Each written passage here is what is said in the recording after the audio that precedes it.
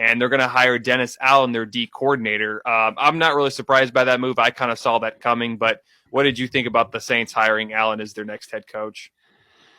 Yeah, it kind of felt a little ho-hum, right? We kind of expected it. I think a lot of people that follow football closely knew that this was probably going to be the move they were going to make. The Sean Payton retirement, I'm putting that in air quotes here, I think kind of caught the Saints off guard a little bit as far as an organization.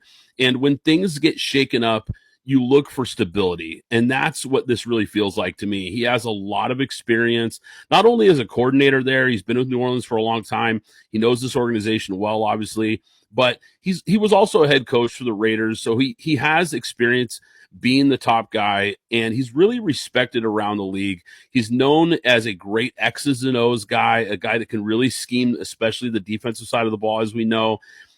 The question really becomes for me is the Saints are really in a deep hole here with the cap situation. They're going to be in a lot of trouble. We could see a lot of turnover next season for this roster. I think there's question marks at quarterback.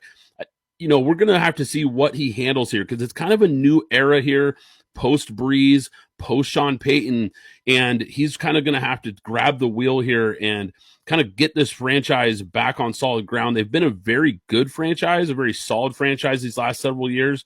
I think it's a very solid hire. We're just going to have to see if it's a great hire, and only time will tell. Yeah, and I think a lot of people, like I said, kind of already saw this coming. Dennis Allen, who I think was the head coach during the time when Sean Payton was out with COVID. So I wasn't surprised by the hiring. And yeah, you said the cap is going to be a huge problem with $74 million over the cap. And of course, they still have to wonder what they're going to do with quarterback. Is Jameis Winston the guy? What are they going to do with Taysom Hill? I think Taysom Hill was more of a Sean Payton guy. So what does Dennis Allen think of him?